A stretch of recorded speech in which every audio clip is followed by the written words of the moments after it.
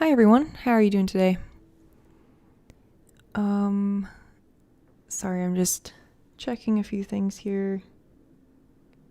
I think everything's working, so yeah, I have a new setup this time around. I am experimenting with this microphone mount and some other stuff, but mostly this microphone mount, and hopefully this will make it easier to film videos, do live streams, and sorry, I'm just trying to collect my thoughts here. I had everything set up, and then I suddenly got really sleepy like half an hour ago. But I think that's just a form of procrastination because I have been putting off writing these book reviews. So first, let me back up. This is going to be kind of a different live stream than usual. I'm going to be writing book reviews live, in part to get myself to write them because I just haven't been taking the time to do that. I do have a blog, classicsconsidered.com. I guess I can show that really quick for anyone who may not be familiar.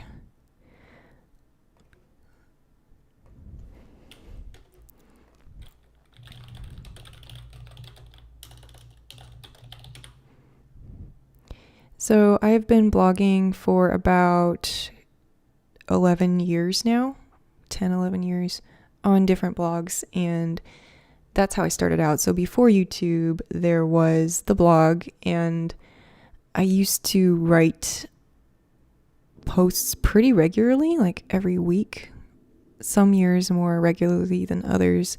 But ever since I started the YouTube channel, I just haven't been keeping up with this as much, even though I really actually prefer writing book reviews. It just comes more natural to me. So today we're going to catch up on some of those book reviews. We're going to be specifically catching up on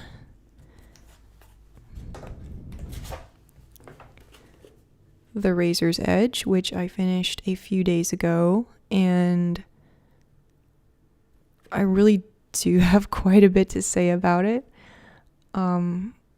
It was a very gut-wrenching book, but I thought it was very good. This is why I have to write the book reviews. I really need to actually find proper words to talk about things, but that's going to be one of the book reviews, and then the other one is going to be Lincoln in the Bardo, and I can show that cover in just a minute. Hi Blush, glad you could join us today. So this is the one I read actually with Blush as a book club, and it's Lincoln in the Bardo by George Saunders.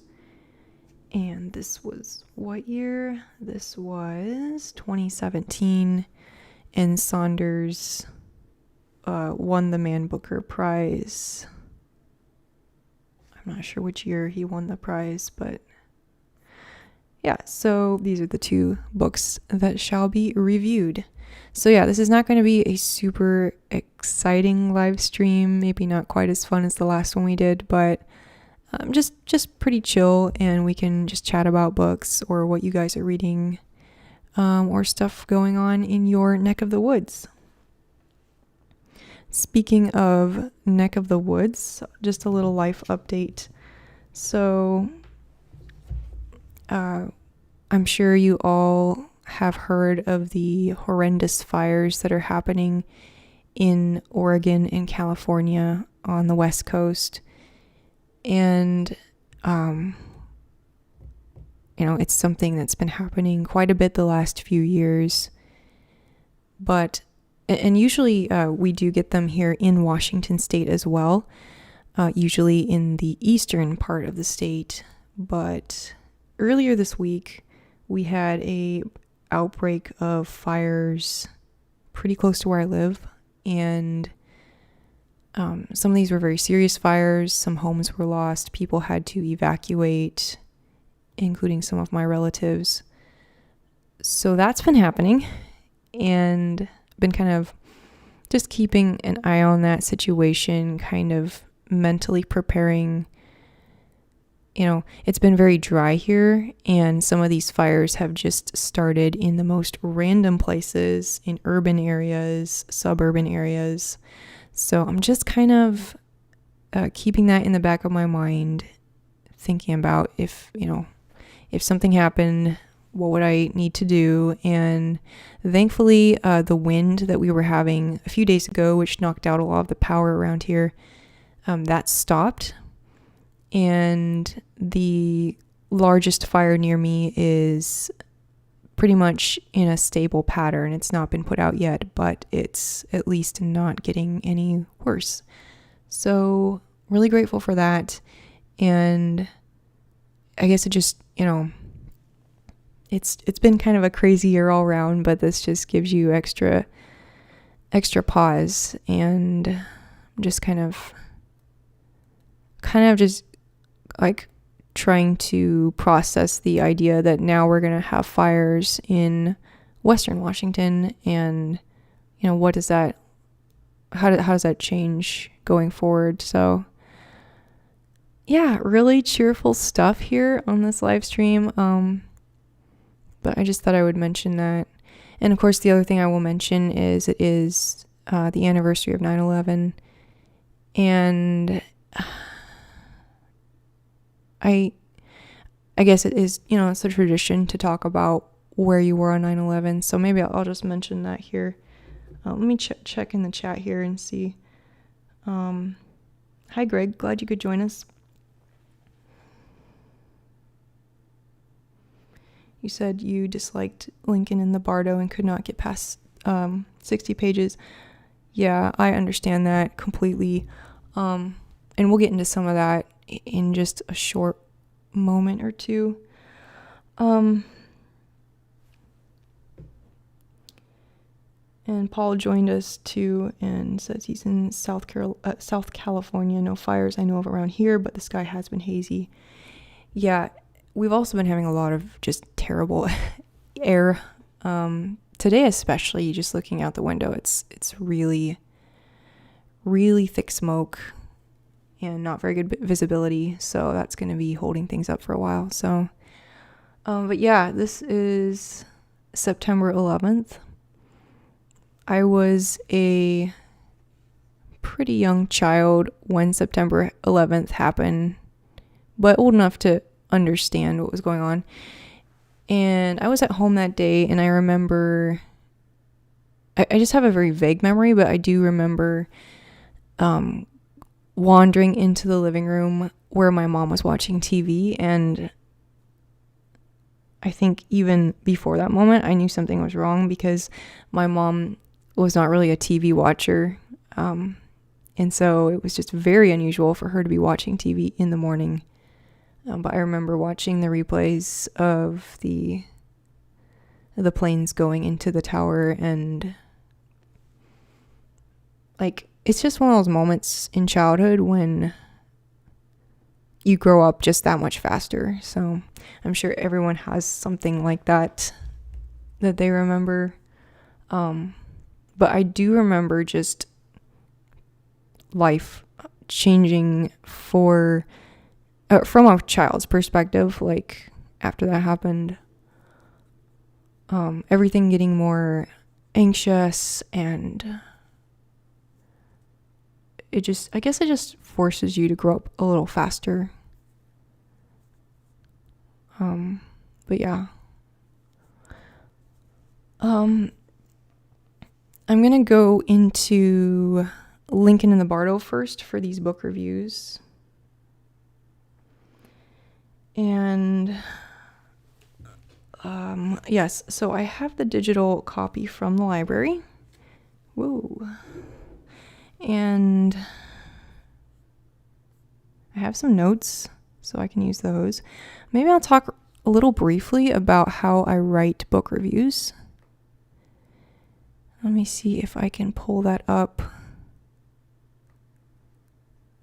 One moment, I'm just trying to configure my camera here to show both screens at once. Okay, So you should be able to see my LibreOffice document and then also the keyboard. So yeah, I have a few different ways that I write book reviews.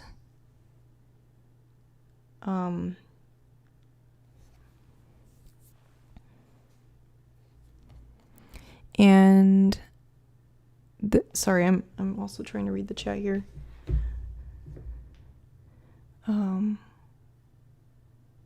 Greg says he was teaching English at a high school in his mid-20s. Seems like that age and also the age I was at, like kind of tween years, like those are such formative ages. I just think when something like that happens, and like people living through COVID right now, being like, I don't know, 12 or 21, like it probably impacts them just that much more, even if they, lived quite a distance from where it happened. So with book reviews and my different methods of writing book reviews, it kind of depends on the book and how I felt about it. But I'll just type up my methods here. So, maybe I should just, seems kind of silly. Okay, so, book review approaches. All right, so first way is kind of just my go-to, which would be I will give a synopsis, what I liked about it, what I didn't like about it, maybe touch on a few themes of the book. So this is just a really good formula for people that maybe are getting into book reviewing, or maybe you just need a method for you that keeps you writing book reviews consistently. And I use this quite a bit. So that's a good way. Another way that I will write a book review is I'll just start writing. And what I'll usually do in this kind of situation is whatever really jumped out to me, I will just sort of focus on that and maybe develop it for, maybe several book reviews. So I do have some that I have done series on. So people have asked me, for example, what were your thoughts on the Brothers Karamazov? So I actually have, my keyboard is a little slow this week.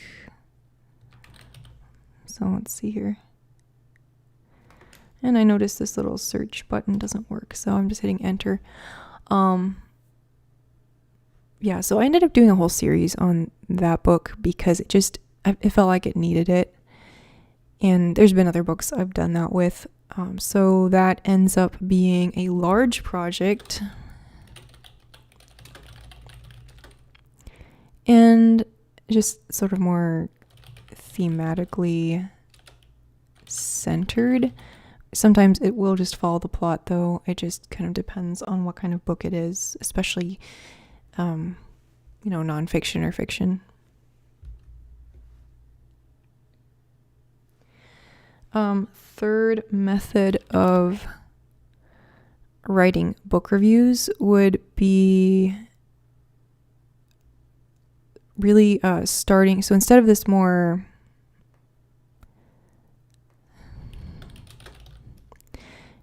starting with just whatever thoughts or chronology I have in my head, I might actually just start with the themes and build the review around that. And for example, when I reviewed Heart of Darkness by Joseph Conrad, and you know what? I just realized I wasn't sharing my screen a moment ago. So let me do that now. Okay. So I'm going to zoom up here because it's also pretty small. Yeah, so on my blog, wait a minute. Okay. Yeah, we don't want to print that. So, yeah, Brothers Karamazov, I did a series. So, by contrast, for Heart of Darkness, I just focused on the two themes of imperialism and identity. And I think that worked pretty well for that book because it really is kind of all over the place, and yet those two themes really jumped out to me as being the reasons to read that book. So those are pretty much the main three methods I use. And I think having written so long, it just, like, sometimes I do overwhelm myself with the options. But okay, so we got to pick some methods here for Lincoln in the Bardo. And if my keyboard doesn't cooperate, I might have to get my other one, which would be unfortunate. And wow, okay. So I already figured out what I'm doing for the Razor's Edge. It just kind of came to me as I was finishing up the book. I want to talk about the role of clothing. I know it sounds a little crazy, but I want to talk about the role of clothing. Might do a review from that angle. Might make it part of a bigger review because obviously there's a lot more going on in this book besides clothes. But I did feel like there was something significant there with the different characters and the clothes they wore and the part that it played in their lives. And I'm just interested in clothes generally, so that was kind of an interesting thing that Malm brought out in The Razor's Edge. So Lincoln in the Bardo. Now this is difficult because, Lincoln in the Bardo was a book I did not like. And when it comes to books I don't like, I really want to go about it in some kind of methodical way because I really don't like reading. Well, there are certain ranty book reviews that are entertaining to read, but it's not something that I like doing. I have written rant reviews before and I can do it. I just don't enjoy it, especially after the initial emotional impact is over, right? Like when you come back to it years later, you're like, did I really need to get so passionate about this book or film? And I think it's good if you're like an actual film critic or whatever to get people's emotions going, but it's not really my style anymore.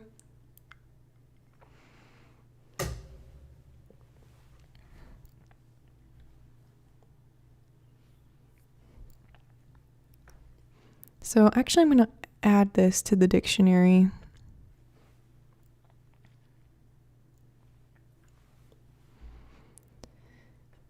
And that should make that go away. Okay. So one thing that we did in the Lincoln and the Bardo read-along is we wrote down our top 3 favorite and top 3 least favorite things about the book. So I can use that as maybe my framework since I don't really have, like, there's nothing else right now that's really standing out to me about how to go about this. So let me get that open in front of me. Okay. So I'm going to call this top 3, bottom 3. There's actually a lot of makeup gurus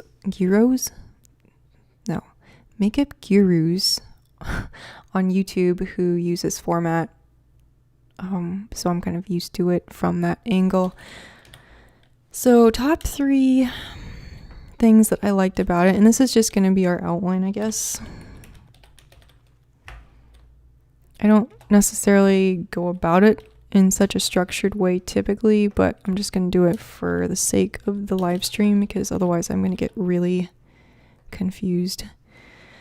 Let's see here.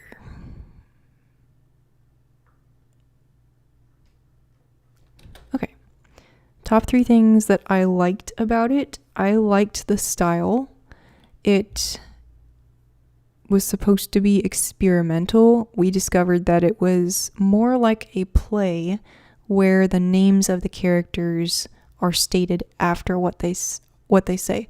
So it's a little disorienting at first, but due to the nature of the way it's written in a very third person, I guess, even though there's characters talking, it still feels a lot like third person or narration. So,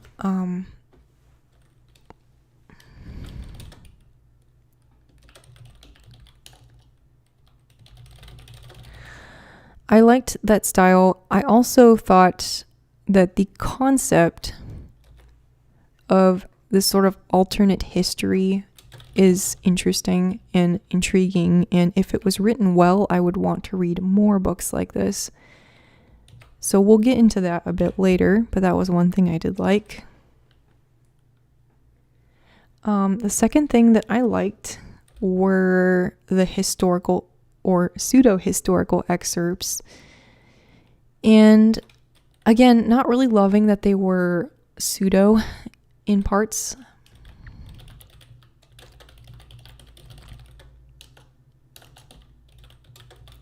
But the concept of having chapters where it's like composed of excerpts from various historical documents is intriguing to me. Now, unfortunately, you cannot see this probably, but I'll just sort of describe, like, this is chapter 3 of Lincoln in the Bardo, and each of these sections is actually an excerpt or a pseudo-historical excerpt from a scholar or a primary source, and some of these are again made up, but he's describing the party that the Lincolns are hosting when their son Willie gets ill. And I should mention the premise of this book, which I should have mentioned at the beginning, but Lincoln in the Bardo is about the death of Lincoln's son Willie and how that grief impacted Lincoln.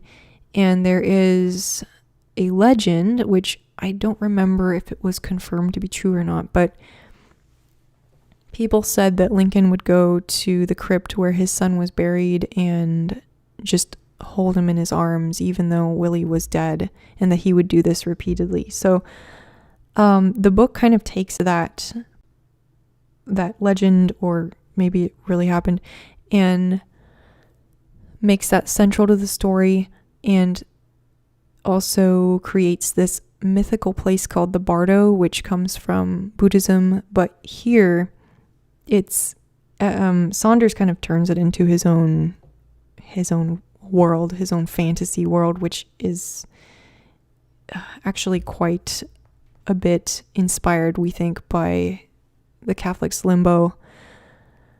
But maybe we'll get into that a bit later. Anyway, so chapter 3, for example, has these excerpts all in a row and just describes the scene through excerpts. So, long story short, I did like that. The third thing I did like was the character of Willie, and, well, I'm just going to say this from a general perspective because there might have been some scenes or sections I did not like the portrayal of Willie, but overall, I thought the portrayal of Willie, the son that died, was pretty good. And, a child death is not an easy thing to write about. So I think, by and large, that was pretty well portrayed.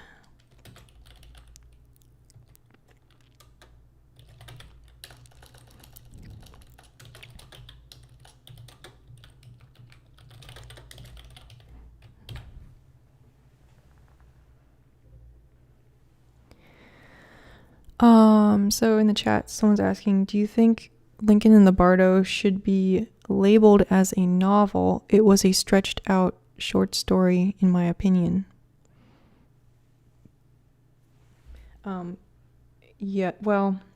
Yeah, so I noticed that as well, that this book felt like a bunch of short stories stacked together and kind of framed to be read as a novel, but not always effectively, because Saunders would introduce characters and then we'd never hear from them again, which is not exactly, like, it's not the best way to write a novel.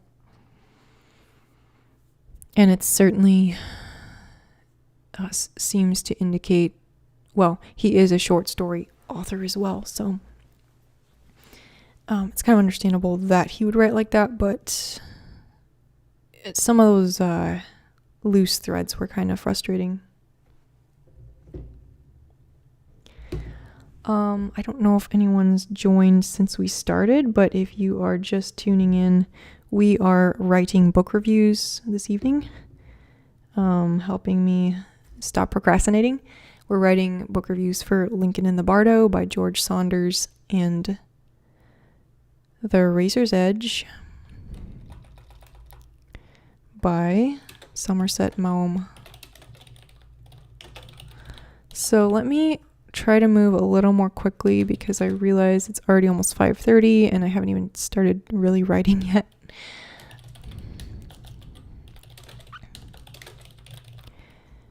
But it's good to talk this out too, especially with these more difficult books to review.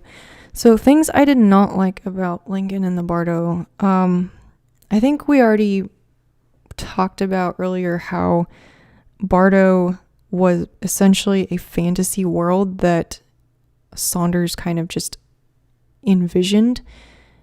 Not very true to a Buddhist perspective, and additionally he also worked in elements that seemed to be inspired by Christianity, but they weren't authentic. Like, so there's this this mishmash of different religious themes, but without being authentic to any particular one. And it's just the fact that he then tries to put a Buddhist label on it. It's a little silly, and I imagine that he offended a lot of people and really probably didn't make anybody happy from a religious perspective. So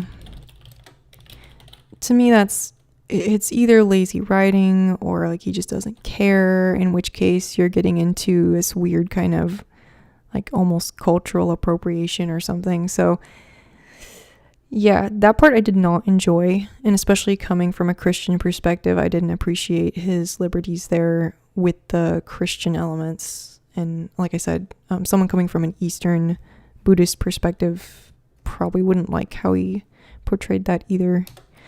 Second thing I didn't like was he writes in this kind of Victorian voice. The only problem is he's trying to sort of write like Dickens, but it just doesn't, it's not very authentic. And this is something I'm pretty sensitive about, because I have read a lot of Victorian literature. I've read some spin-offs, and I can usually tell when somebody is not very authentic, and this one really, really bothered me because he seemed to be trying so very hard, and it just doesn't. Oh, let me see if I can find an example that just.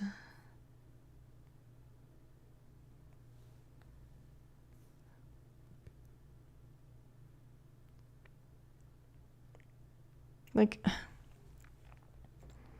he's talking about this character, trigger warning, trying to kill themselves, and he says, and this character is describing doing it to themselves, because this character is essentially a ghost talking in retrospect. He writes, "I took a butcher knife to my room, and after writing a note to my parents, 'I am sorry,' was the gist, and another to him, 'I have loved and therefore depart fulfilled,' I slit my wrists rather savagely over a porcelain tub." It's it's so florid, and that's just not authentic. Nor would anyone in the Victorian era need to clarify that a tub was porcelain. So it's just little things like that stack up. That wasn't even one of the more egregious sections, but it's just, when you're writing in that old time style, but also trying to explain to your readers stuff from the past, you kind of have to go one way or the other. Like if you try to come across as authentic and you're not, it's just very irritating.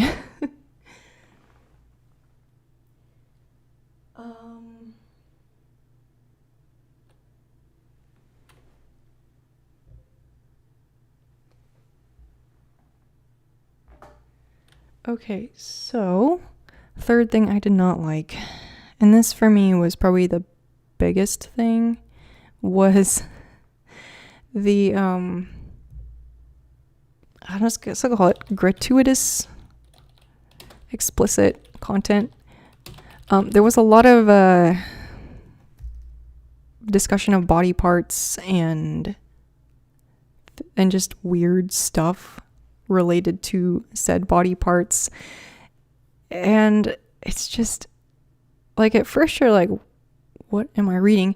And then as you go on, it becomes kind of hilarious, but not like unintentionally hilarious. Like it's so bad that you just no longer take it seriously.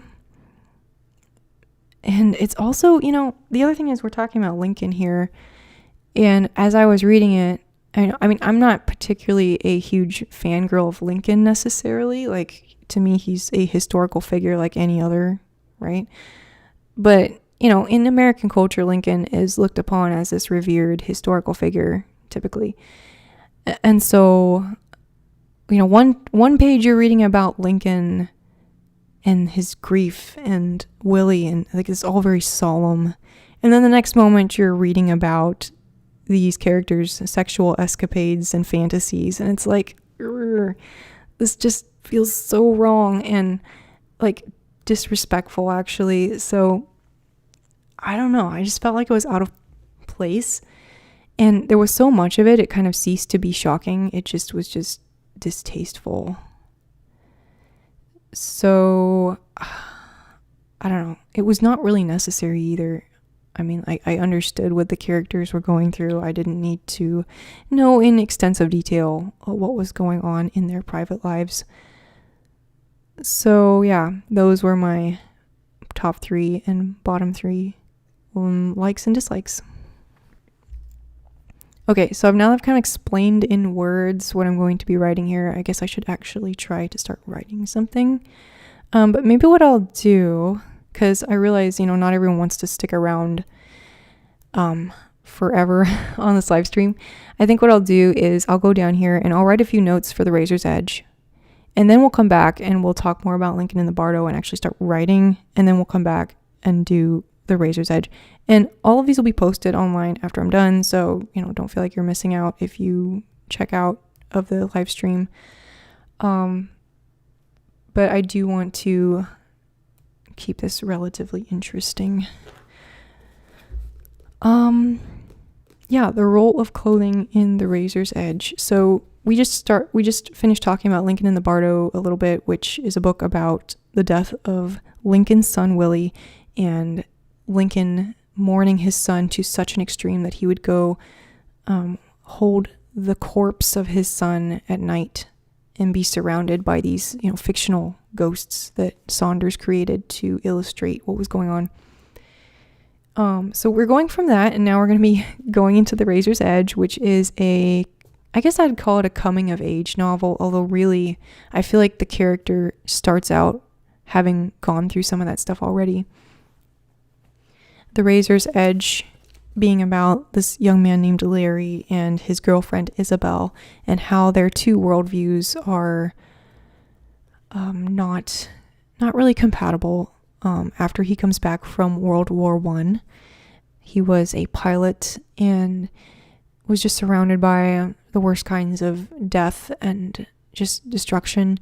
And when he comes back, he wants to find out the truth about life, about God, about all these questions he has. And Isabel, on the other hand, is just so happy. The war's always over. It's the roaring 20s, and she wants to get on with life and have a family and get rich, all that good stuff. So,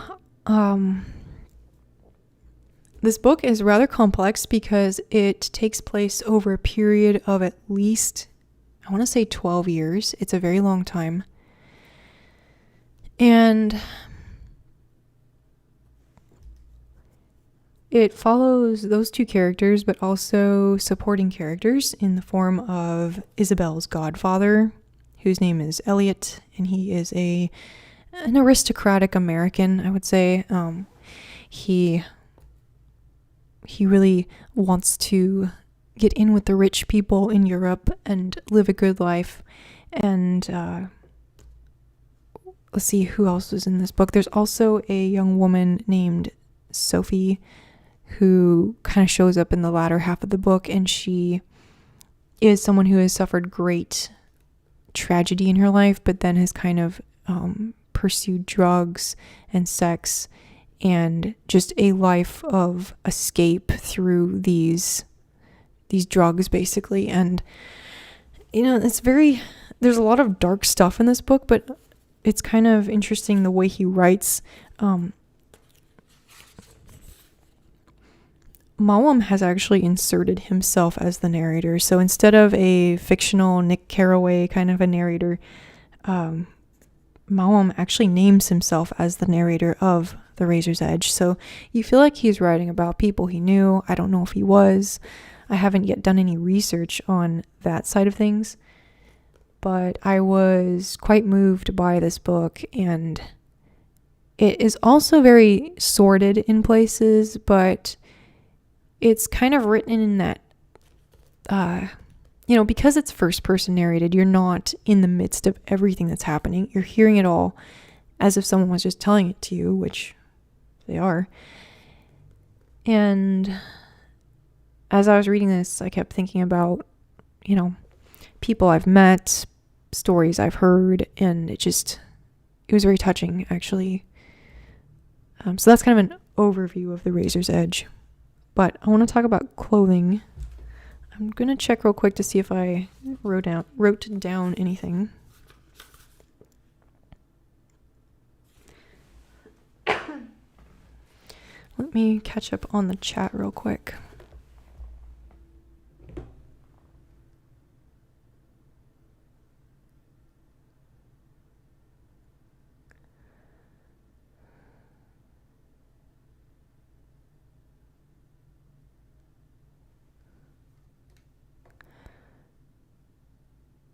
Yeah, there's some good conversation in the chat about music and writing book reviews with structure. Yeah, I don't know. I guess I'll just back up real quick. So my 3 kind of main approaches for book reviews, just kind of a basic recipe version. So synopsis, what I liked, what I didn't like, that kind of thing. More of this, I don't want to say stream of conscious, because usually these are very elaborate, but like sometimes I'll do a multi-part review where I just kind of go over sections of the book at a time, or maybe specific themes. And then 3 is just very thematically focused. So I'm going to try to do that with The Razor's Edge. So the role of clothing. The other thing that I did write down about The Razor's Edge is there is a pointed contrast in this book between Christianity in the West and Hinduism in the East, because as this young man, Larry, goes on this journey spiritually, but also physically to the East, he discovers Hinduism and in other religions, I think it's implied, and just sees a huge contrast between the way those religious thinkers or people are and religious figures back home.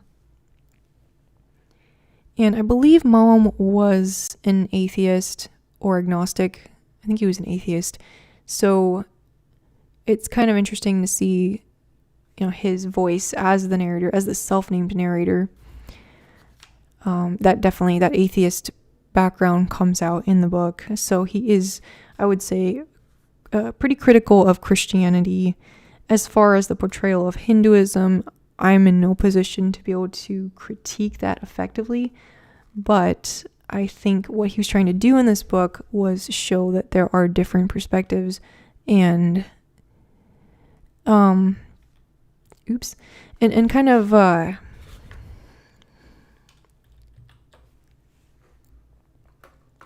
probably challenge his readers a little bit with the fact that Larry decides to seek Eastern wisdom instead of Western Christian tradition. And I mean, there's so much more we could talk about, so hopefully we'll get to that.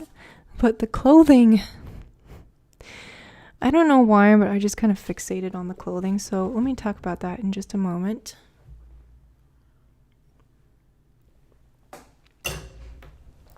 I may just be losing my voice already.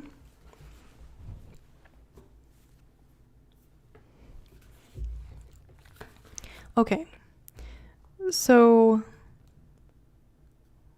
we have these different female characters in the book I've already mentioned. We've got Isabel. Isabel is Larry's, I believe she's his first love, fiance. And she starts out a very beautiful young woman or beautiful young girl, and then develops into a beautiful young woman and really pursues fashion. So at first, her uncle Elliot, her fashion uncle Elliot, helps her out at the beginning, but she finds her feet and develops her own style. I just realized you guys can't see what I'm doing here. Let me scroll down. So she develops her own style, and this kind of goes along with her pursuit of the good life in America.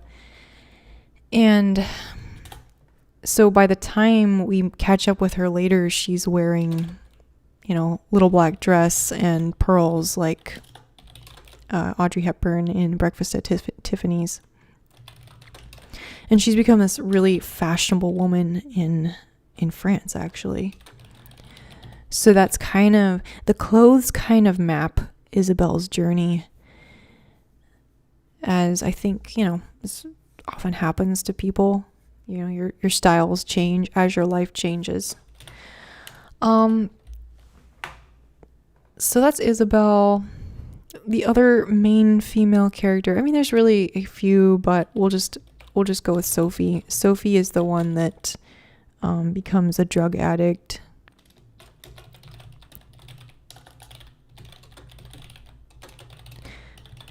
I'm not going to get too much into the tragedy side of things because I don't want to give away anything. So I'm going to try my best to avoid spoilers in this review. That's the other thing I will mention is, like, the vast majority of time I try not to write any spoilers. Unless I'm doing like one of these long book reviews that's over weeks, then maybe I'll get into spoilers, but we're going to try to avoid that this time. And when we first meet Sophie, she's actually got 3 kind of phases.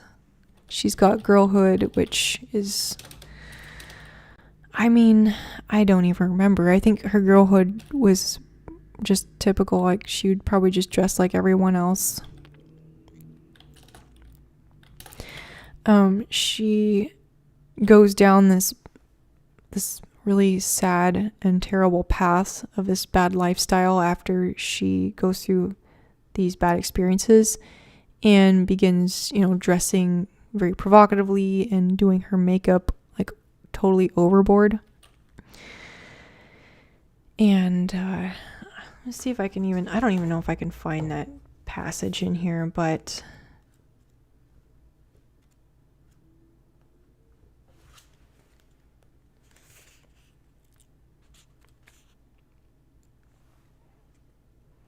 yeah, bright green silk blouse, crumpled and spotted, and a short black skirt.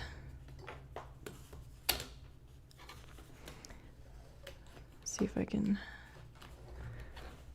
keep this book open without disaster. Okay.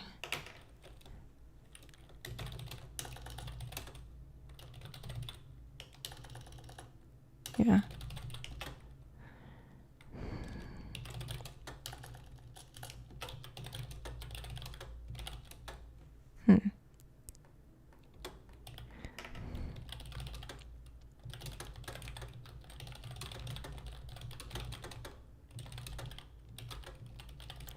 It also mentions that her hair was dyed bright red.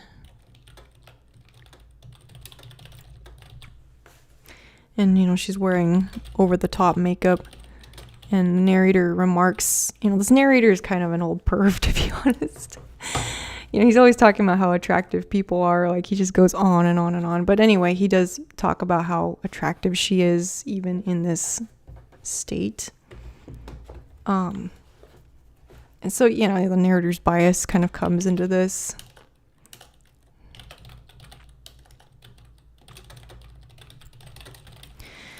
And then later, when she's trying to fit into society again, she goes back to wearing, I believe she's wearing like a red dress. I wonder if I can find that. So yeah, this is the part of the stream that's going to be just a little boring as I try to look things up, but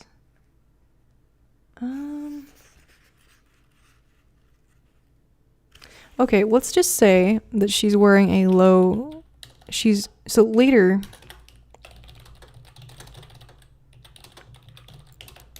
she's just wearing a very drab dress, and both Elliot and the narrator notice and effectively disparage her for it, even though she's dressed respectably now. It's just, you know, it's very drab.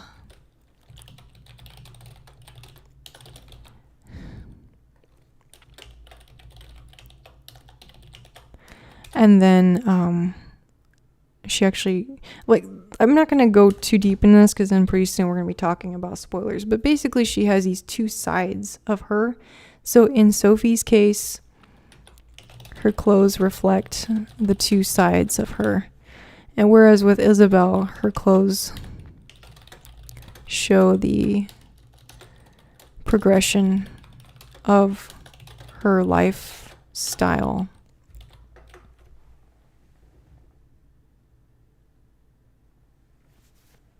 Okay, so that's the two female characters and how clothes are used with them. Okay, the clerics. I do want to mention the clerics because there are two characters.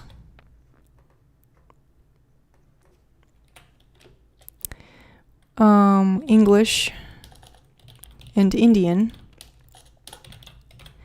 as in from the country of India. And it's kind of funny because basically the same thing happens with both of these characters. When they're not wearing their clerical garb, like their robes and such, they seem to be very ordinary people, very run-of-the-mill.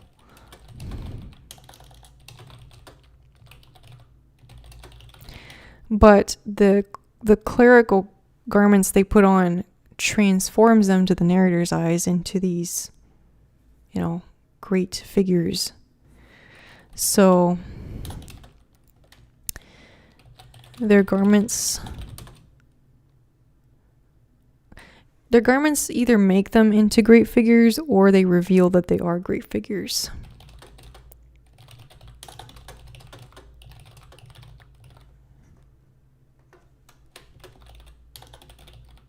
You know, I might be wrong about the this cleric. I think he actually might have been German. I believe he was German.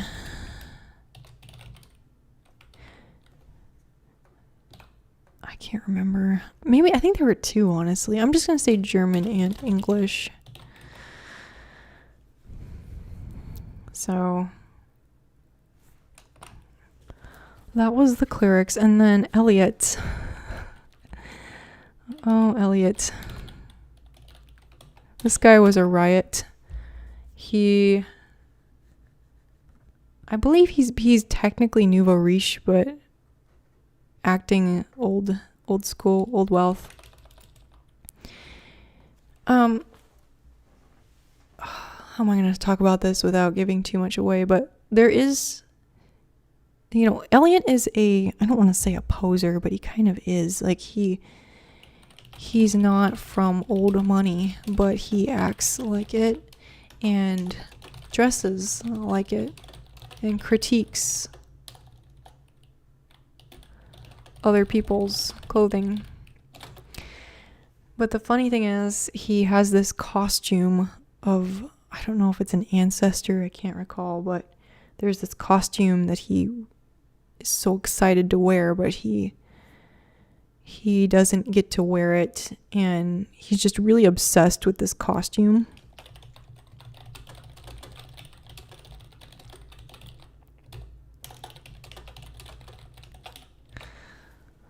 And I think that his obsession with the costume reflects his greater obsession with making a good impression on people and fitting into this historical narrative that is not inherent to him.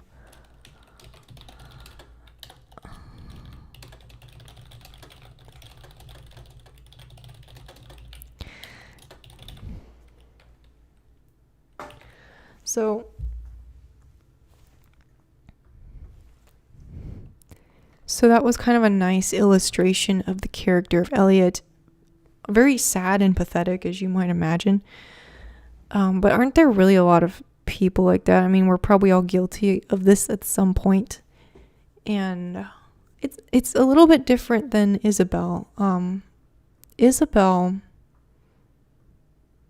honestly not trying to be like part of a historical narrative. She actually is very self-conscious about being the new generation, the new Americans, the new imperial power of the world.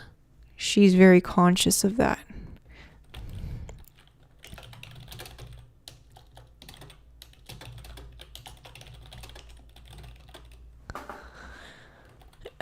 And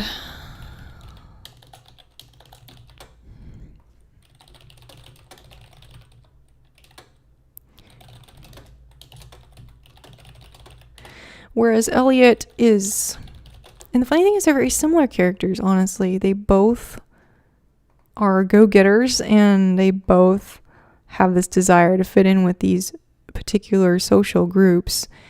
But Eliot kind of goes to the extreme, and he really does he harkens after an old order, so to speak. Like, he is, whereas Isabel is Protestant. Eliot's Catholicism is very much highlighted by Mom in this book, and it's a little, again, ironic, obviously, but Eliot is very, to all appearances, very sincere about his Catholicism, even though he does embrace that the showiness of it quite a bit. And by showiness, I don't mean necessarily even in an artificial sense, but like genuinely the aesthetic of it definitely appeals to him. And he's found this second culture of his own.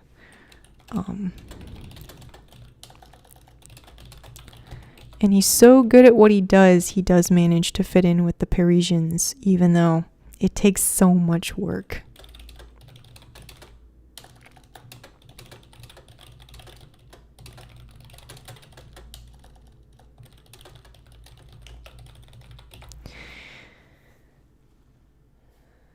Alrighty, so it's been about an hour. We have outlines for 2 book reviews. I mean not the most fleshed out outlines, but I don't really do super fleshed out outlines. So let's see here. Just one moment. I have yet to get another chair, so I'm kind of making do with this folding chair. It's kind of annoying.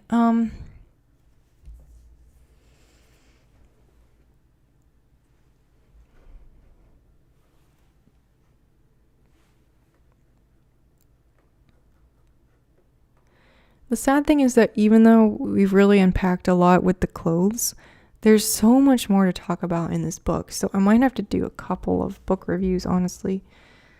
I'm kind of debating.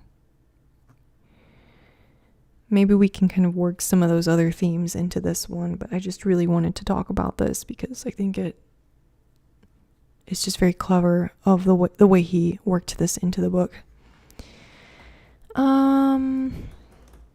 All right, let me try to start writing real paragraphs with Lincoln in the Bardo.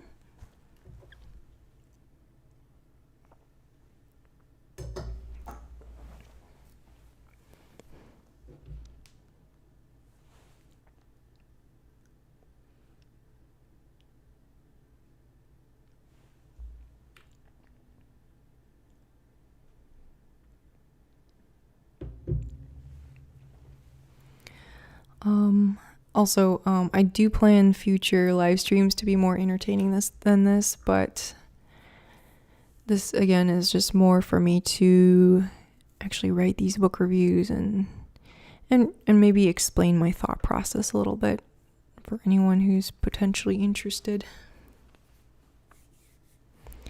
So I think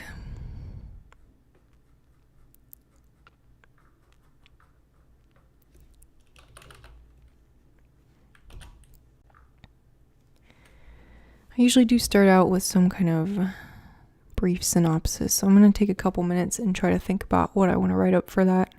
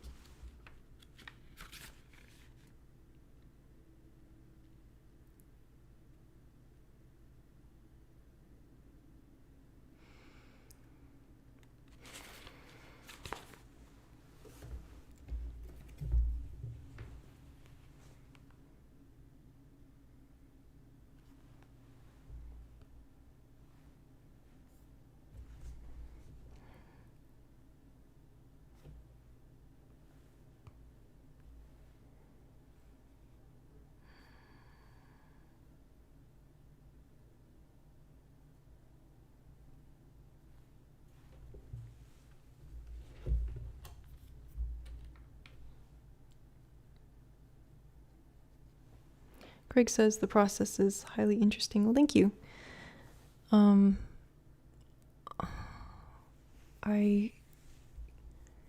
been doing, well, like I said earlier, I've been writing book reviews for a lot of years and some for college too, and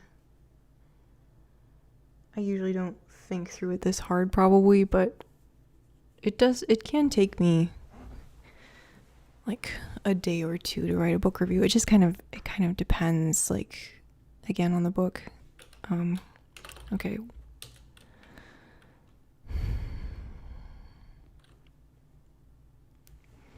Trying to remember what year this death of Willie took place, because I thought that actually might be nice to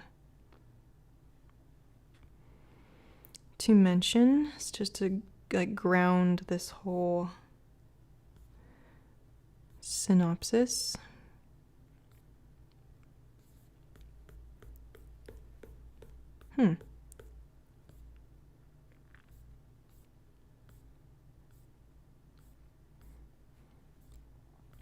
Okay, I might have to do some Wikipedia.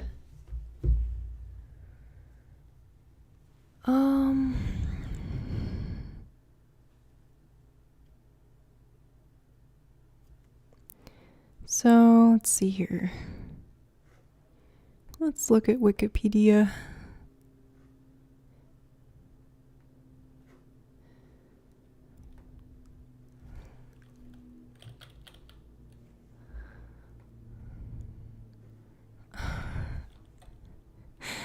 If this seems super random, it's because we were reading Rings of Saturn, and I wanted to look up about the Congolese franc that he mentioned.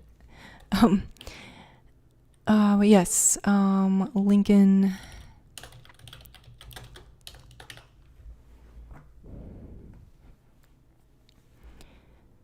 Marriage and children. Lincoln's third son, Willie Lincoln, was born on December 21st, 1850, and died of a fever at the White House on February 20th, 1862. Yeah, another minor critique I would say is, like, if that kind of information isn't totally evident in the book, I mean, it's not the end of the world, but you kind of would hope you have remembered that by the time you finished reading it. But anyway, so he died February 1862.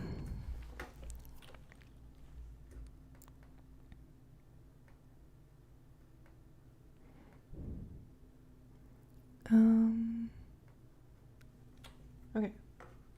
Oh, thanks, Blush. So 1862 it is.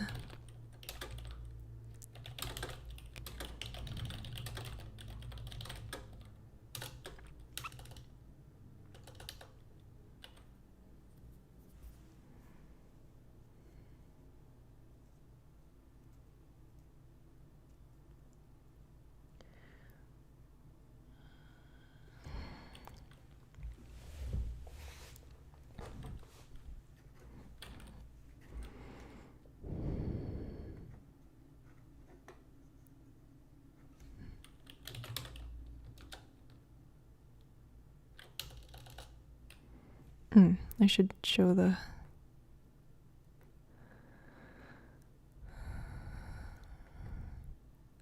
Let me actually just do this on a new page because this is kind of hard to see what I'm doing. Okay.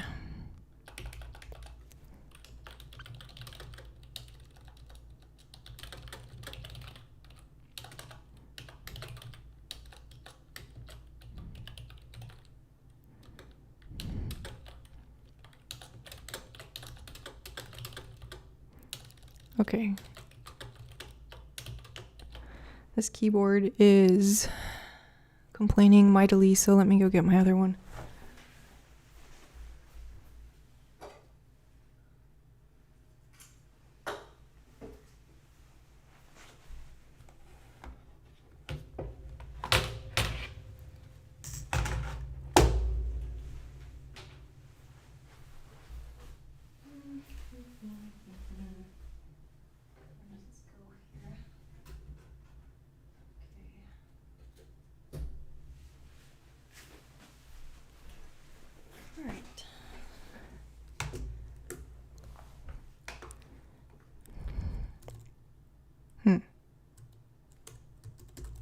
Okay.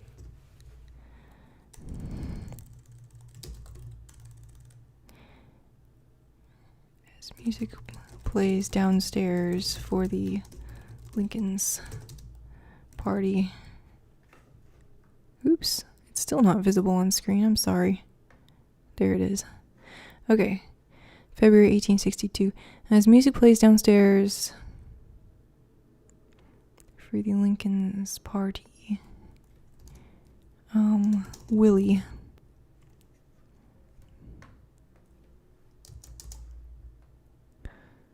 Willie.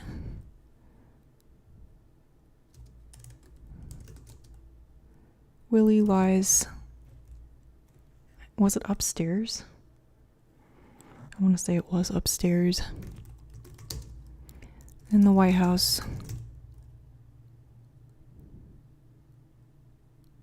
Willie lies upstairs in the White House, slowly succumbing to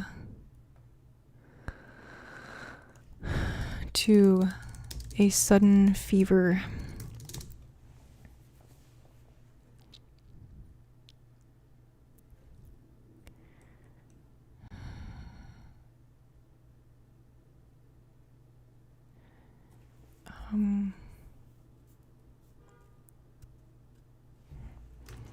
His father,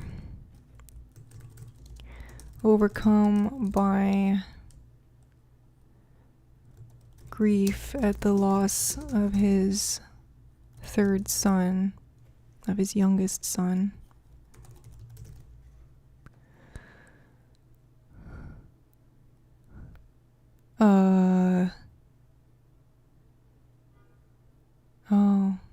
His next son also died.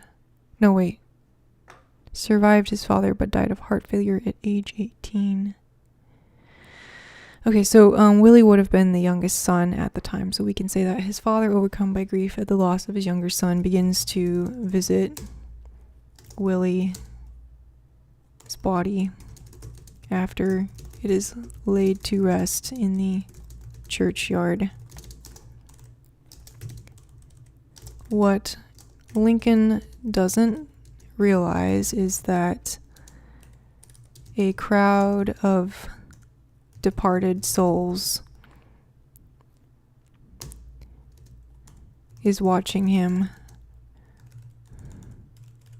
from a place known as the Bardo, from a waiting place known as the Bardo. And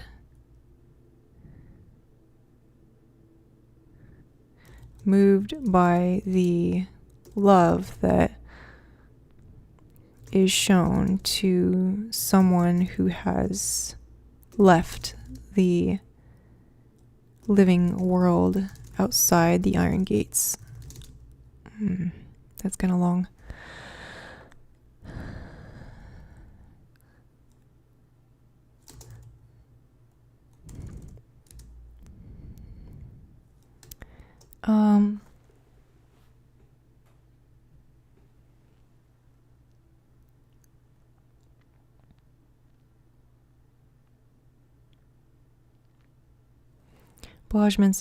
Blage mentions, yes, it was upstairs that Willie passed away, and then the scene kind of descends there to downstairs and then uses those historical sources.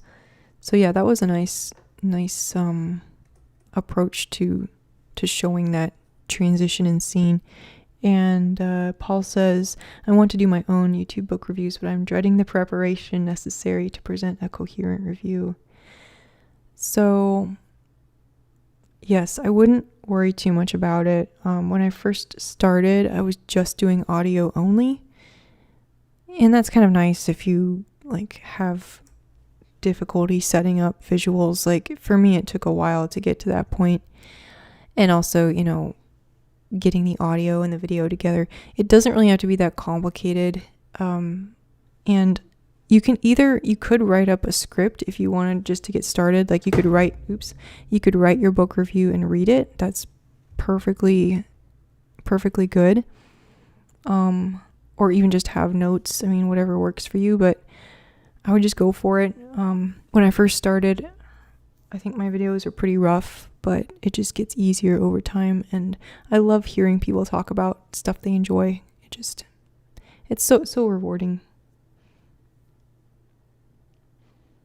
Also on YouTube, you do tend to find more people that are interested in different topics than some of the mainstream reading. So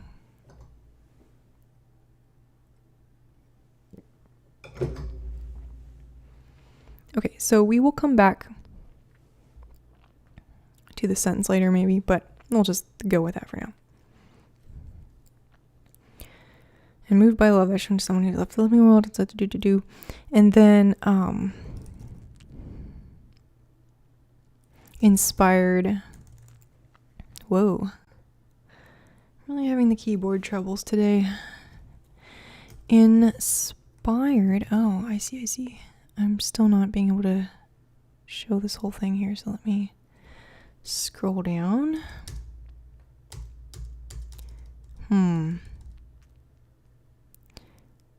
Okay.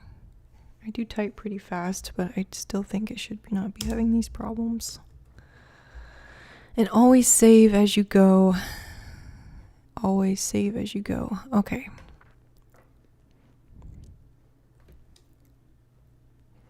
Inspired.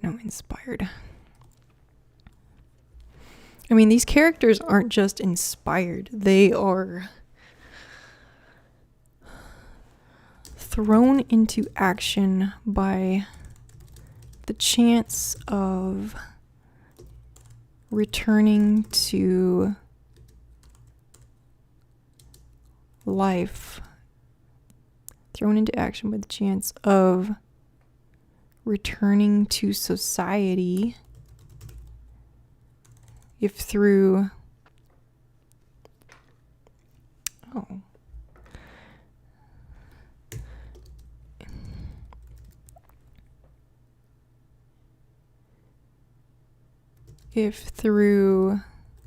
the intervention of the grief-stricken Lincoln, the ghost characters, the host of the dead, the host of the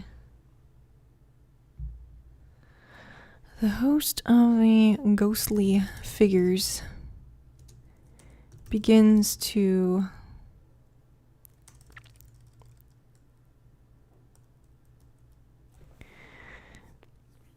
the host of the ghostly figures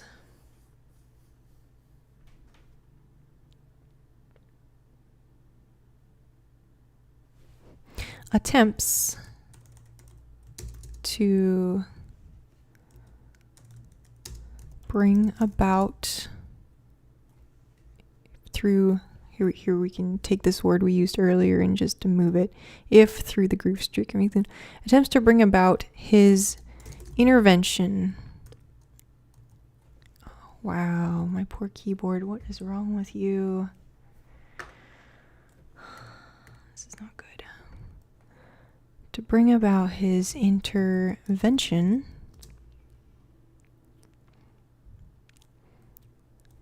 in their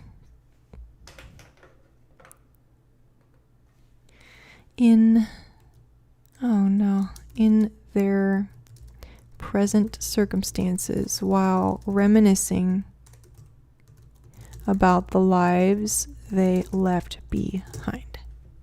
So that's kind of a overview. And now what we could do is we could just hit these top 3 and bottom 3 points. We don't necessarily need to label them that way, although I have done it that way before. So I'm going to just start with these,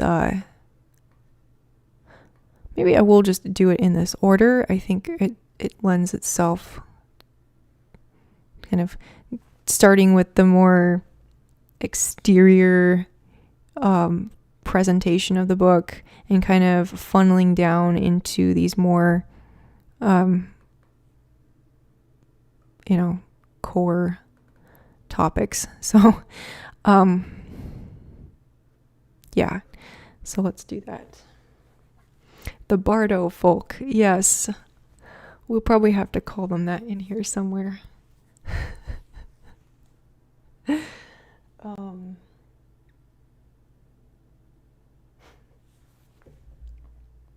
Okay. All right, so we've got our overview. Save.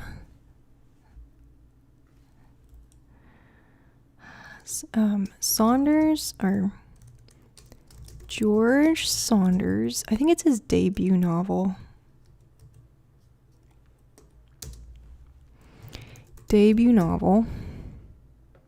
Now, one thing I'm just going to point out, okay? So, if you do academic writing, if you do book reviews for school, you're probably not going to take this approach. You are probably going to throw out your thesis in this first paragraph, probably take a more aggressive, persuasive stance. You're not going to just sort of, you're probably not going to just leave it kind of open-ended and then, you can. But if you're writing for journals or, newspapers, school, they want to know what you think a lot sooner. When I write my book reviews, I don't always use that method, just because I think when you're reading book reviews from the perspective of a reader, I mean, there's different ways to read book reviews, obviously, but I think a lot of readers do tend to just like skim the reviews. Like you kind of look, okay, what's it about? Pros, cons. So this approach, I think, is very practical. It's not the most well-crafted or well-presented format if you're trying to make an argument, prove a point, or push a thesis. So just to get that out of the way,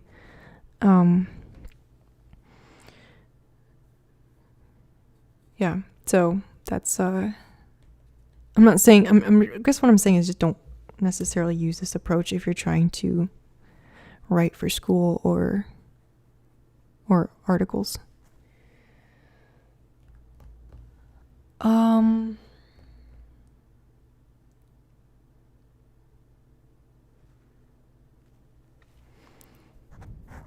But I like to start with a synopsis generally, unless I had a really strong opinion, maybe I'll bring that out of the gate at the beginning, but I like to kind of ground people before getting into anything. So his debut novel takes the form. I'm not really sure why having such technical difficulties with the keyboard. It just doesn't want to type for some reason. Let me turn it off and turn it back on again. I don't think that's going to do a thing, quite honestly, but maybe it'll... No, I didn't think so. I think the signal between this and the USB thing is just not good for some reason. Must be my computer, because we've already tried another keyboard. And I don't have a wired keyboard, which maybe I should have one for these circumstances. So, takes the form of an ongoing dialogue between spirit and historical sources. And again, we're not, I'm just stating something. I'm not making an opinion on that. So we could change that if we wanted to. We could say George Saunders' debut novel. I don't know. We could insert our opinion here if we wanted to. Maybe we will.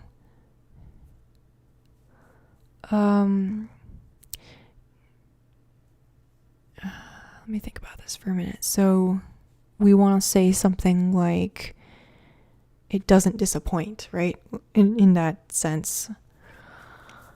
I mean, for some people it might disappoint, but I liked it, so we're gonna go with that.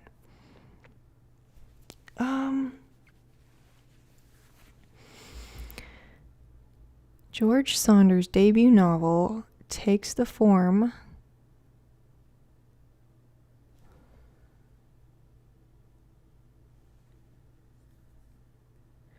Blosh says, may I recommend a wild new technology called mechanical keyboard? Loud but effective.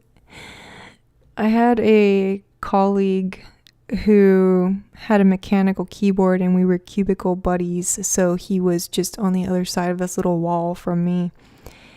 And every time he was coding, it sounded like this little avalanche happening. And so I was kind of annoyed at first, but, I got used to it. Plus, he was just a cool person, so I didn't complain. But not that it would have done any good. I mean, he was quite in love with his mechanical keyboard, but Maybe I'll have to try one of these days. I do like the silent keyboards though, because it just gets to be, because I type really fast and it just gets to be a lot of noise.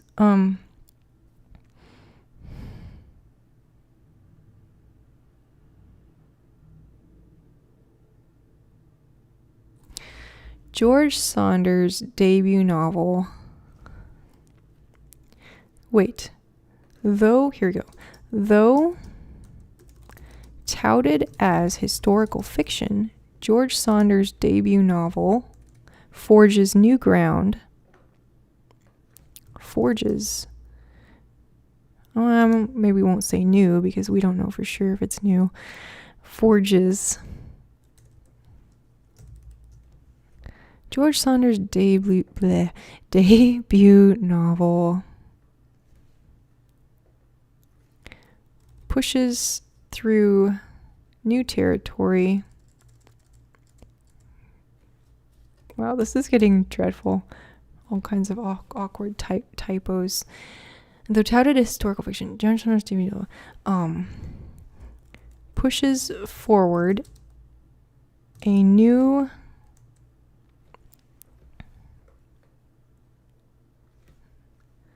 I almost wonder. Okay. A new pushes forward a new form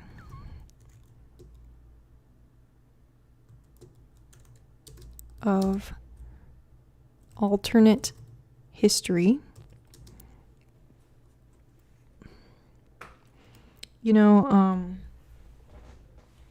I'm going to try plugging the keyboard into a different port and see if that helps. Because at this point, I just don't know what else to try.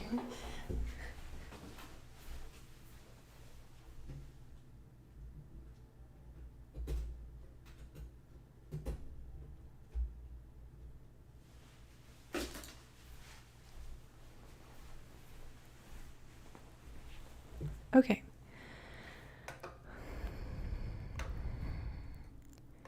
Pushes forward a new form of alternate history.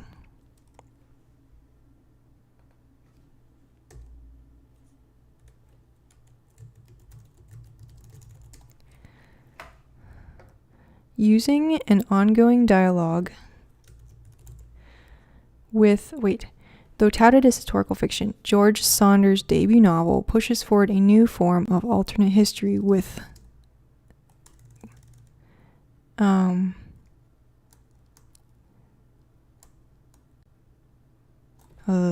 see, here we might be going a little too far away from our opinion because, at this point it's kind of like reading an encyclopedia article. So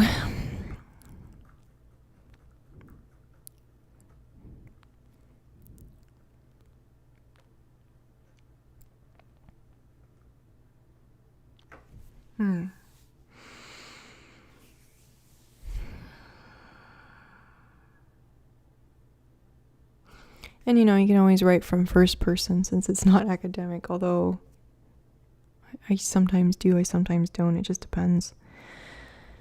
So we need to get a little bit more concise here with what we're trying to say.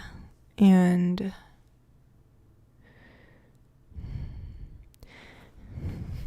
how about we do this? Touted as historical fiction, George Saunders' debut novel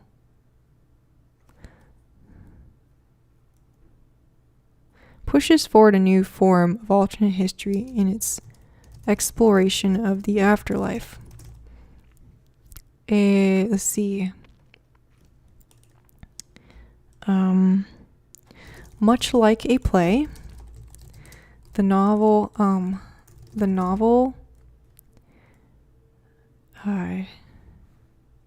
much like the play, the novel is made up of exchanges of dialogue where characters' voices fluidly interact with each other and events taking place.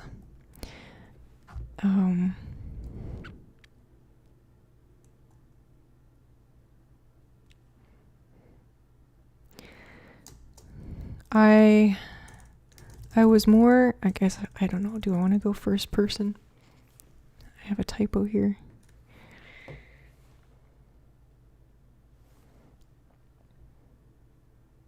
Blaj says, I could not write that much and sit still in one place like nothing happened.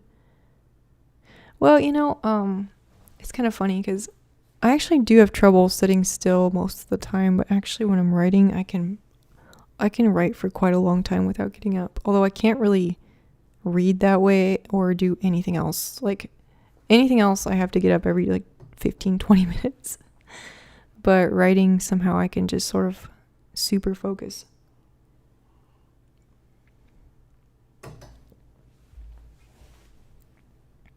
I keep forgetting to scroll down. I'm sorry.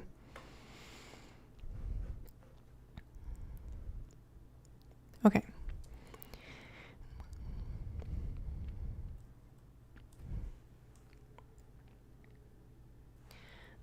More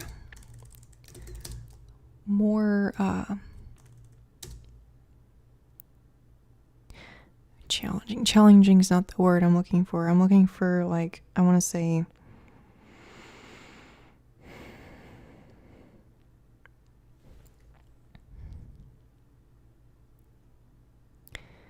more Lincoln, the portrayal of Lincoln. Well, oh boy, we could do a whole paragraph about the portrayal of Lincoln. Maybe we should save that for later. More striking is striking. We'll come up with something else. More striking is Saunders' use of historical and pseudo-historical excerpts to paint a portrait of life during the 1860s. Yep. And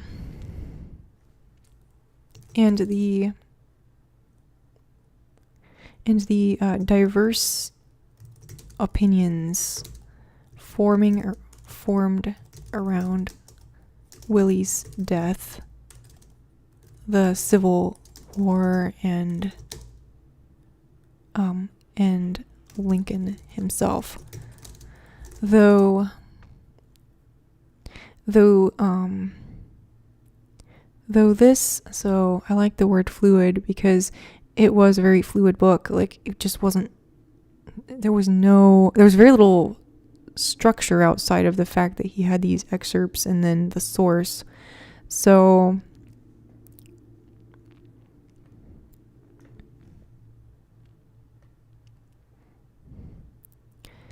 through where characters' voices overlap with each other, through this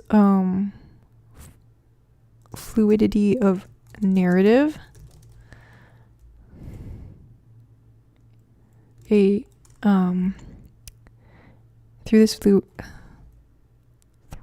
this fluidity of narrative, or was that thought that just left me?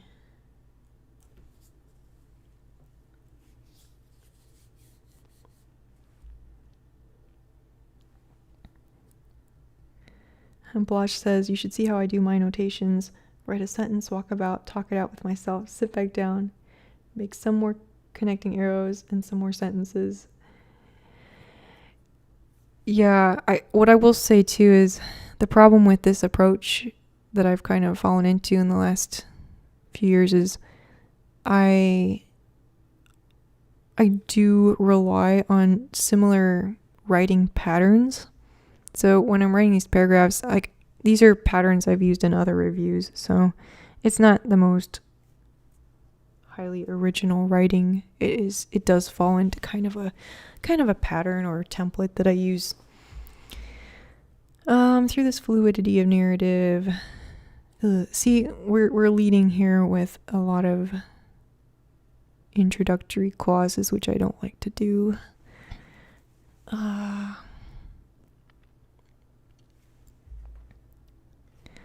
This creates a fluid narrative, and one that is as much fantasy as it is history, set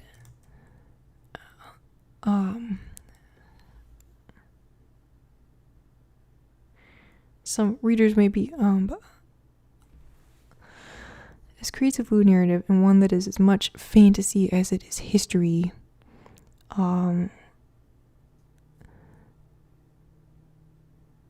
Readers may be surprised to identify Saunders' inventions. Whoa, this is getting too much. We need to rein this in somehow. This creates a fluid narrative, and one that is as much fantasy as it is history. While I found the mix of fact and fiction a little jarring at first, over the course of the book, it became more effective as a literary device and a new kind of genre, well separated from historical fiction proper. We'll come back to that. I don't like that jargon, but we'll come back to that. Okay. Moving on. So we talked a lot about the first 2 points that I liked. So let's get into Willie and Lincoln.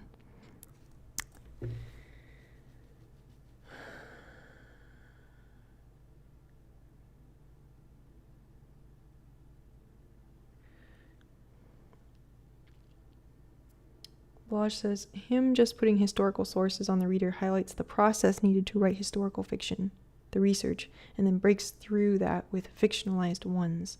That's how I saw it.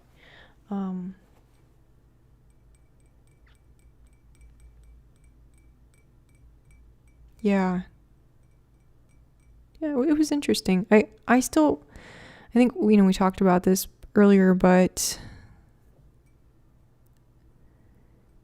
I think part of the whole problem of this book was I don't want to say false advertising, but we did talk about how some people could be deeply confused by this book if they didn't realize so much of it was fiction.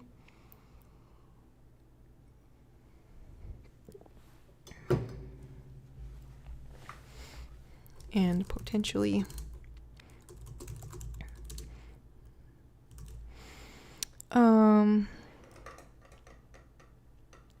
but see, that is really why it's a novel. And I think the historical fiction label, it was probably, I don't know if it was the publisher or Saunders himself, but somebody misapplied it here. Probably to Saunders' own, detriment. Like, it would have been better for him if this book had not been marketed as such, in my opinion.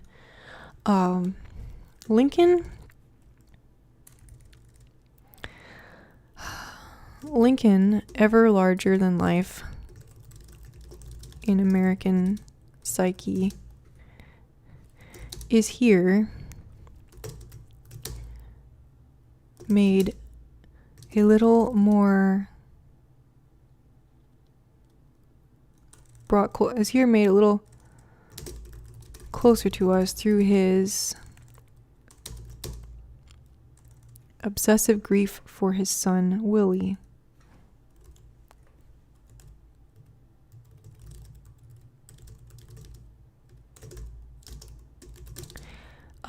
The imagery of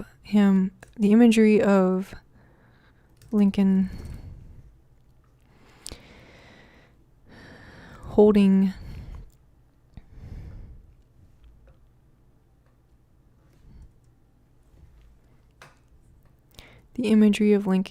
his decaying son could not be more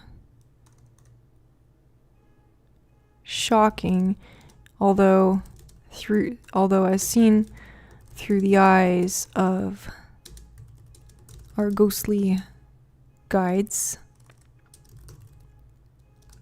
named a duo named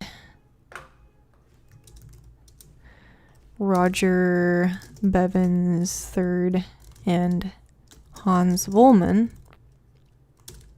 Vollmann, one N, two N's.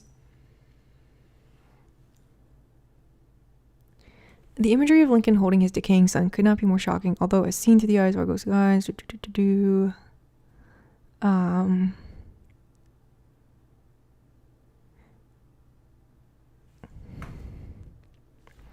We are led to view it as a moment of catharsis rather than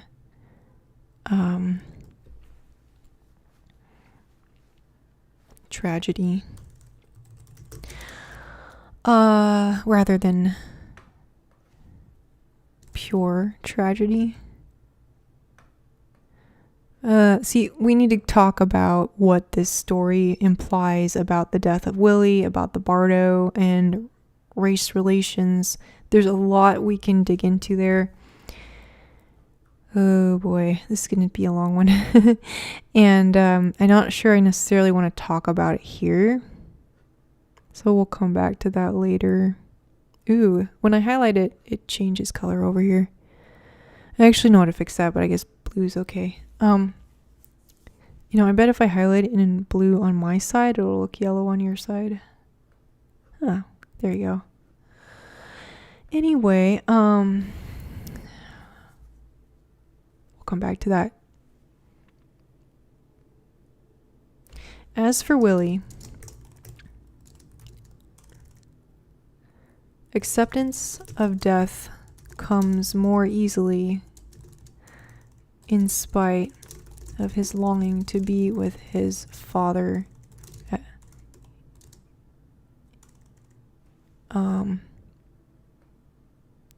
in the body.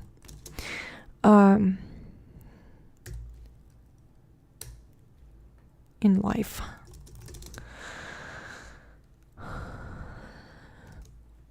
Meanwhile,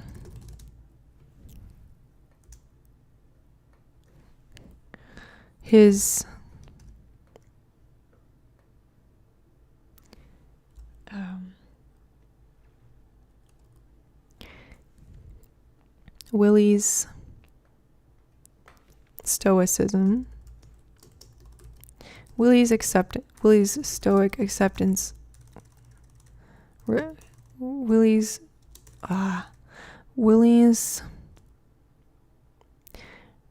resignation to his place in the Bardo. Whoa. Stuck between life and death.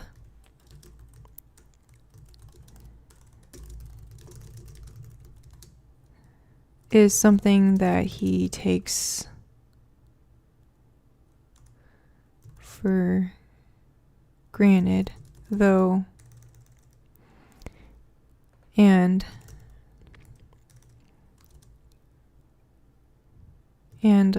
as described in real life, and as described in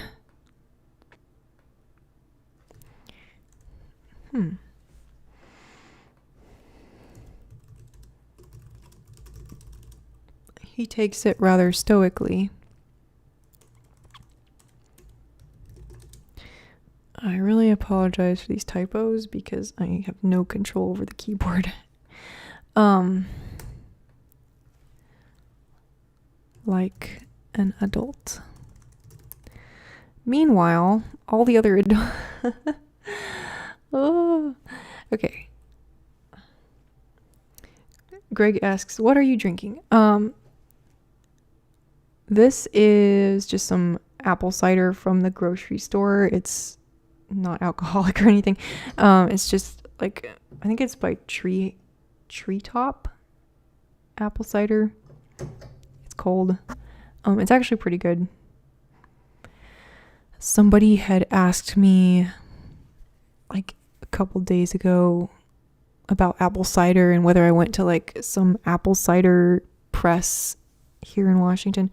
I actually want to do that sometime, but for now I just get it from the grocery store, which I'm sure is not nearly as good.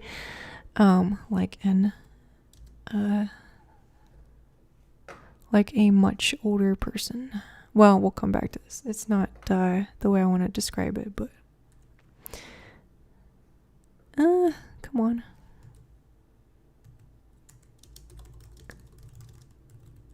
It's funny because like it's good for a little while and then it just goes out of whack again. Okay.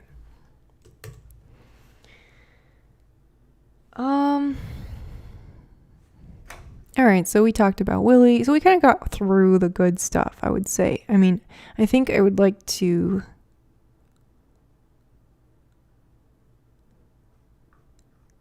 add a little more personal opinion in here, just a little more, but something about, the book review writing process is sometimes it's good just to get through it and then you can come back and fix the little things that could be better.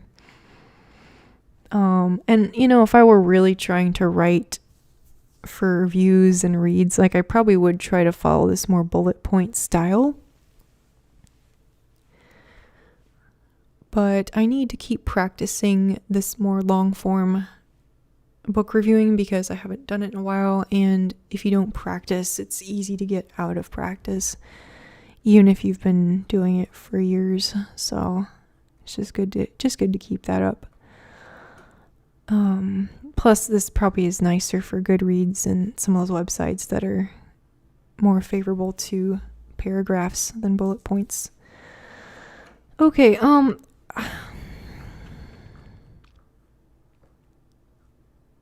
okay.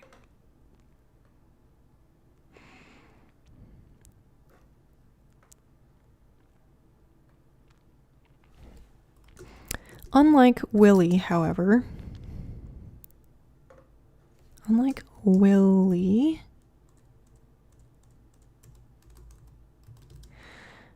most of the inhabitants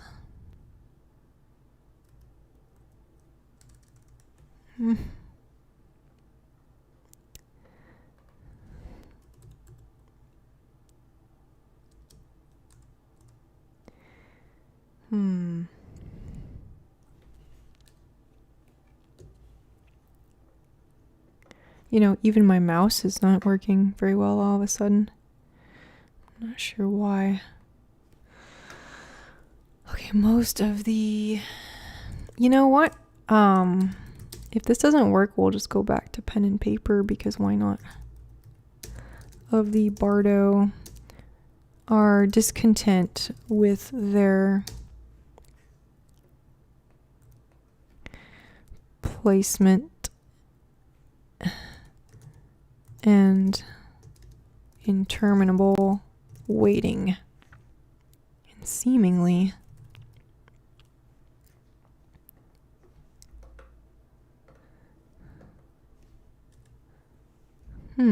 yeah, okay. Trouble is, if I do paper, you won't be able to read it at all.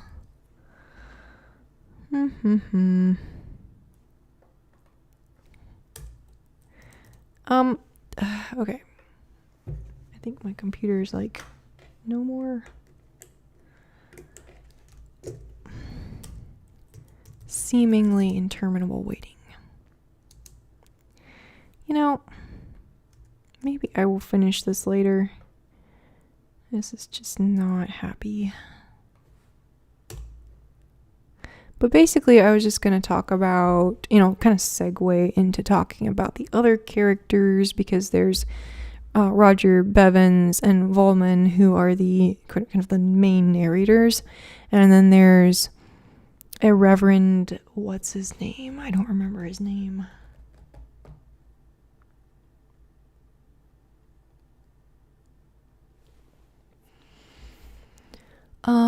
Anyway, there's a Reverend who is kind of, just there for comedic effect. And a bunch of other characters.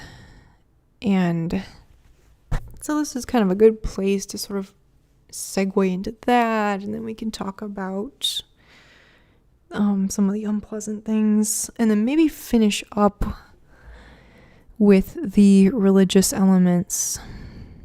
That might be a good ending point because it's very central to this book. So what I might do is finish that later. We forgot to save as we go. As far as the Razor's Edge, maybe what I'll do is just write a few more notes here. And then maybe we'll be done for today because it's been a couple hours and I'm a very slow writer apparently. So we talked about clothes in the Razor's Edge. I didn't really make a lot of other notes. Oh, of course, portrayal of Christianity in the West versus Hinduism and other Eastern religions. And there's kind of this, again, mom writing from an atheist perspective and maybe somebody trying to challenge cultural norms. He's sort of drawing up Christianity in the West in the 1920s, the specific time period as being more, I don't know. I think he definitely kind of tries to draw connections between like consumerism and affluence versus a simplicity of lifestyle and minimalism that Larry finds in the East, which is kind of ironic because, truly Christianity has those same themes, right? Jesus preached that very much. So, there's a lot of this historical, contextual, societal stuff that kind of goes into these images of Christianity being more consumerist in culture. Again, you have to really read it in that historical context.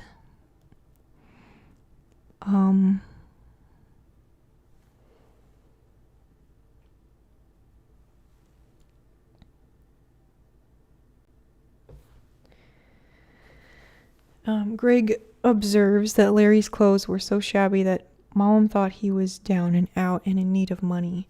And so that's the other thing that I did like about this book is the narrator, Mom. He realizes that money is a necessary evil, right? And he even gets kind of upset when Larry wants to get rid of all his money, right? Even though at the same time, Mom definitely looks down on Elliot, who is all about money and all about the fine things, right? The narrator has kind of I guess probably a healthy relationship with money. He's critical of it, but he's also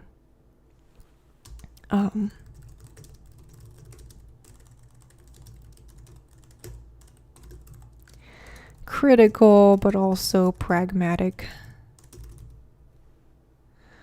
So, so I think, as far as other things in this book, it's hard to talk about some of it without getting deep into spoilers.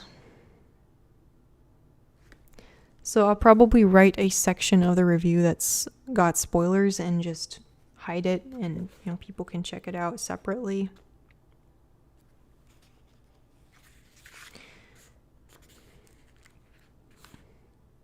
But just skimming through the things that I marked in here, he covers so much ground.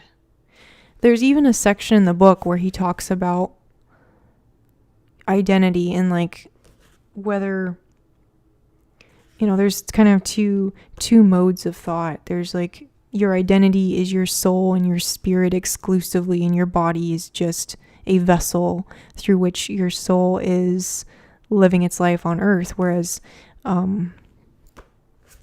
that, as opposed to the perspective that your body, your physical self, is as much a part of you as your spiritual self, which is more in line with Orthodox Christianity. And by Orthodox here, I'm going to be talking about like lowercase o, so traditional Christianity. Anyway, there's a lot that could be unpacked there, and that was just something he threw out in one paragraph. He also, of course, goes far in depth into human sexuality in various characters, which is not really a topic I'm that interested in. However, the way he did approach it in here was somewhat compelling. And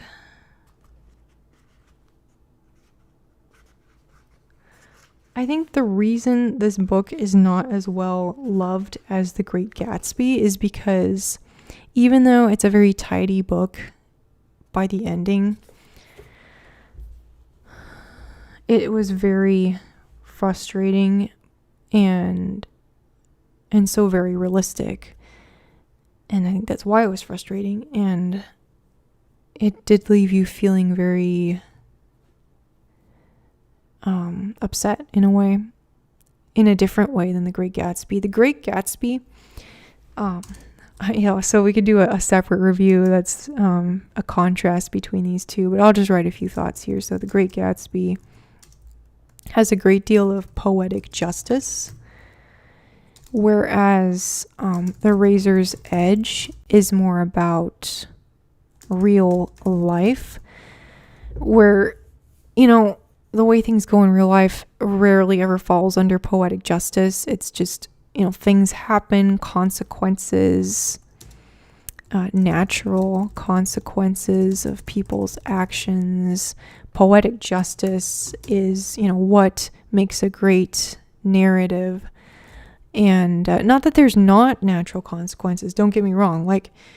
So the clever thing about Gatsby is that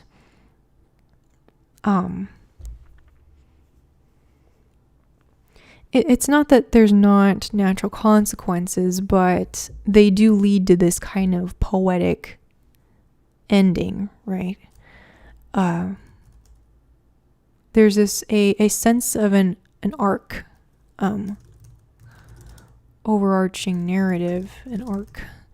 And I didn't get that so much from The Razor's Edge. The Razor's Edge just feels like all the characters are very independent, and characters in The Great Gatsby are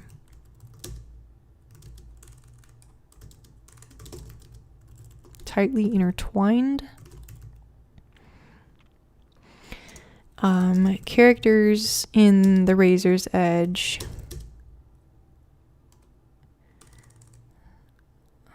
overlap, but they do their own thing, which,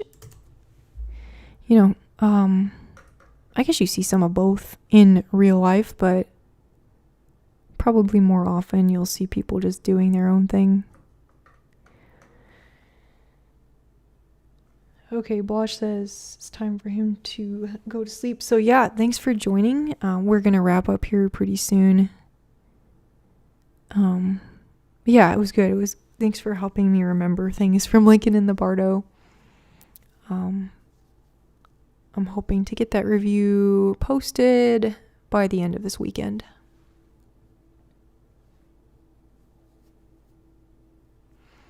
All right, so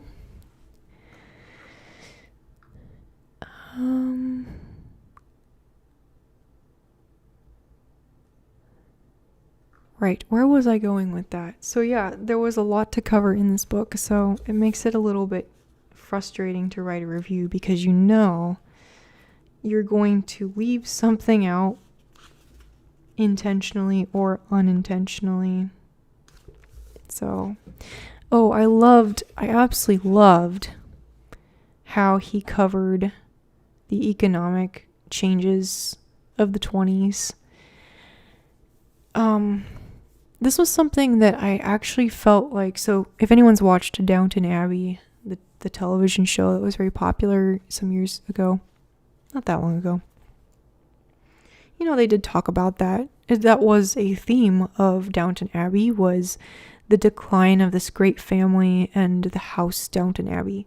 I think they did a decent job of it, but I feel like Malm really, in very few words, he describes what happened very poignantly. There's actually a chapter, which I think I mentioned last time. Where is it?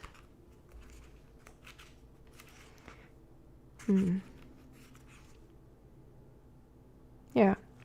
Chapter 5. I forgot which part this was.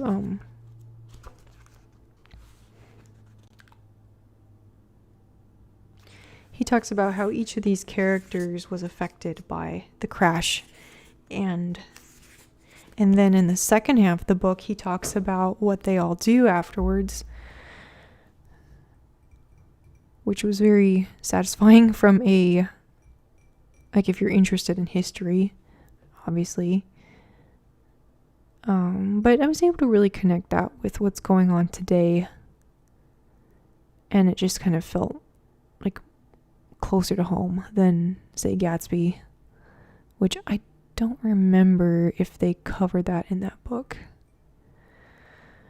That's the other thing about The Razor's Edge, is it is so very highly grounded in what's going on, which it's not like Gatsby isn't, but Gatsby is so highly focused on the relationship between the main characters that sometimes you lose sight of these wider contexts. Even though, you do have the hints at fascism and, prohibition and stuff, which they kind of overdid in the movie. I just don't know. I just think that The Razor's Edge, these economic questions, have so much impact on the characters' lives. And not in a propagandistic way. Is that a word? I don't know if that's a word. You know what I mean? Like, not in the sense of like, oh, we're going to be teaching you a lesson, but rather just an exploration of how it affects people's lives. So, okay, that was a lot of talking about that. I'm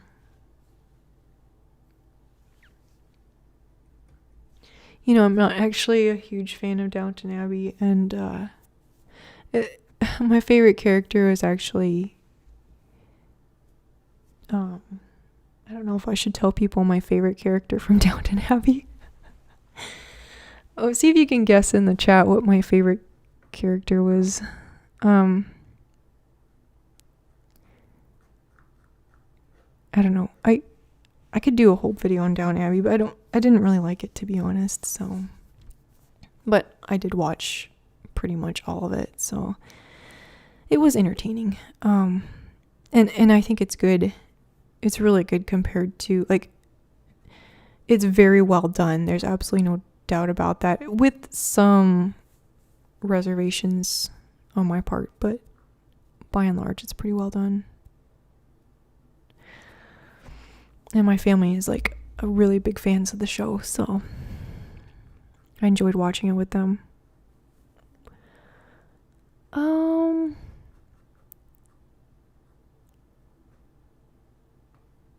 Okay, well, unfortunately, I didn't really do a ton of writing, but I think I have a clear enough idea of what I want to write about, so I'm going to try to finish up probably Lincoln in the Bardo, since I've written more of that offline, and we'll get that posted pretty soon. So I'm going to wrap the live stream up here in the next 5 to 10 minutes. If you have any last minute thoughts, let me know. And I'm still thinking about doing a short story read along. I just haven't, like, I'm kind of overcommitted right now when it comes to the readings, so I have to maybe wait till I'm in a better place to be leading something like that. Other than that, I'll tell you what I'm reading, let's see here.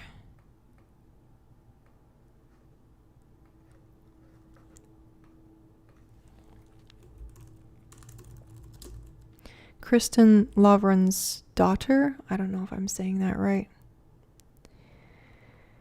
It's a historical fiction trilogy and like real historical fiction.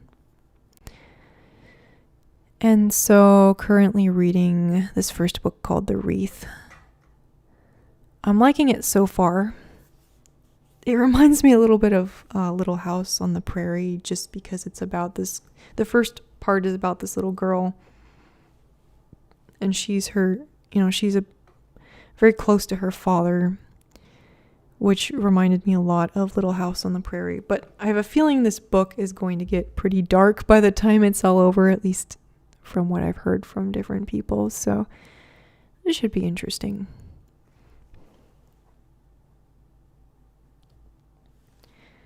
My favorite character in Downton Abbey is Thomas. And let me explain. So one of the things that kind of bothered me with Downton Abbey was how much of the plots just revolve around romantic relationships, which just, like, there was almost no characters that were not married or about to be married or jilted or, So, Thomas was kind of an interesting character because being gay, he didn't have he was always going to be, well, I haven't watched the movie, so I think it's changed. But at least for most of the series, he's kind of just very unhappy. And he's also a villain, right? But his character changes, so by the time you get to the last season of Downton Abbey, he's become more of an anti-hero than a villain. And I just kind of liked that development in his character. It was just something different than the other characters, so I appreciated that. I think the actor did a very good job. And he's just like one of those characters you love to hate. Not hate, but he does some very despicable things. Like, he's mean to some of the characters. And he's just a very good character as a character, so that's why he's my favorite.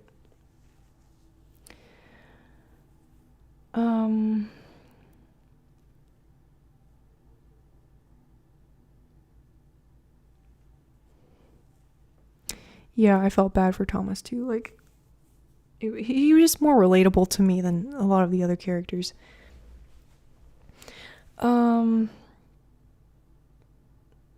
Let's see. Do you think The Great Gatsby is the great American novel? No, I don't. I don't know. I think American literature just tends to be so... Now, okay, so one good thing about Gatsby not being too ingrained in the history was that it kind of broke out of that mold. A lot of American novels do tend to be weighed down by history and political events. And while those books are definitely valuable and needed, I also think that at some point your literature should probably, develop past that, so that you can really hear the cultural voice that's not just, surrounding political stuff. And that's one of the things that frustrated me about Lincoln in the Bardo, is ironically he didn't actually spend a lot of time talking about race relations. But at that point it almost seemed like a missed opportunity, because he's already talking about Lincoln, he's already talking about the history. But instead he's focusing on these fictional ghost characters and their backstories. And I don't know, it was just kind of in that middle ground of neither being good history or good fiction, fantasy. And so Fitzgerald does manage to kind of break out of that mold of being too historical. But I just don't love Gatsby enough to call it the great American novel. I suspect I haven't read that one yet. I mean, right now I have read Moby Dick, and I do think it's a great novel, but I haven't read enough American literature to say like what would be the best one. I've heard a lot of good things about East of Eden by Steinbeck, so I'm going to give that one a try.